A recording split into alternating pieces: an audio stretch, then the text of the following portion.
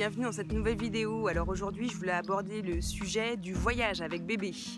C'est pas toujours évident de voyager avec son enfant, ça demande beaucoup de préparation, il faut absolument intégrer que c'est pas forcément un moment de détente pour nous en tant que parents. Oubliez que vous allez pouvoir lire votre livre tranquillement, oubliez de regarder votre film tranquillement. Clairement en fonction du nombre d'enfants que vous avez, il va falloir les occuper. Alors c'est la grande difficulté. Il faut vous préparer, vous, avant votre voyage, pour savoir que ça va être un moment où vous allez être proche de vos enfants. À partir du moment où vous les tenez en activité, je dirais que ça soit aussi bien avec des petits bouquins, des coloriages, pour certains des tablettes avec des jeux éducatifs, ils se lassent très très rapidement. À partir du moment où vous avez intégré ça, ça se passera déjà beaucoup mieux. Donc c'est toujours important de se projeter et de se préparer à ce départ-là. Soyez proche de vos enfants.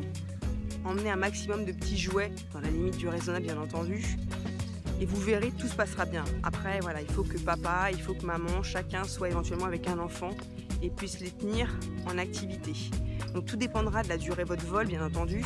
Donc si on est sur un vol de 23 heures, ça reste raisonnable, mais comme on le sait tous, parfois il y a encore du bus ou il y a encore de la voiture derrière, c'est pas toujours évident. Donc pensez vraiment à partir les mains pleines, petit autocollant, coloriage, éventuellement tablette avec des jeux éducatifs. Pourquoi pas des films sur la fin, il y a des films qui sont super sympas et qui permettent de les calmer temporairement.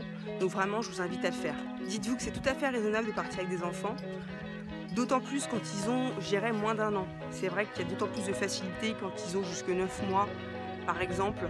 Ils ne savent pas forcément encore crapahuter, ni marcher, ils dorment encore beaucoup. Donc ça permet clairement de voyager plus serein. Donc n'hésitez pas à voyager avec vos enfants avant les 1 an.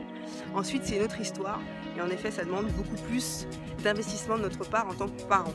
Quand on part en voyage en avion, le personnel de bord n'est pas toujours hyper agréable.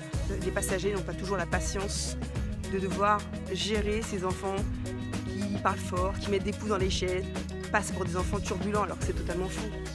Donc vraiment, intégrez-le, je crois que c'est le plus gros challenge, c'est de pouvoir l'intégrer et de le savoir, que c'est normal. Une fois que vous intégrez ça, vous verrez, vous prendrez les choses beaucoup mieux. Et surtout, c'est pour la bonne cause, c'est pour passer un bon moment en famille, à la plage ou à la montagne. Donc projetez-vous sur les vacances, parlez-leur des vacances, c'est aussi ce que vous pouvez faire. Vous pouvez préparer le voyage avec eux. Les intégrer à ça en fonction de leur âge, bien entendu. Pourquoi pas prendre un globe, leur montrer où est-ce que vous allez, ce que vous allez y voir, ce que vous allez y faire, éventuellement créer quelques activités manuelles autour de ça, de pouvoir éventuellement continuer à les faire vivre lors de votre voyage en avion ou en train, de pouvoir les intégrer à ce voyage-là, vous verrez. Ils se sentiront concernés et du coup, ils vont prendre goût. Et pour eux, c'est comme une aventure. Et à partir de ce moment-là, vous allez passer un super moment à partager sur ce futur voyage en famille avec des souvenirs plein la tête. Donc soyez rassurés, soyez patients, prévoyez un maximum d'activités. Alors faites attention aussi à ce que vous allez pouvoir leur donner à grignoter lors de ce voyage. C'est vrai que c'est pas évident, on sort un peu du cadre habituel.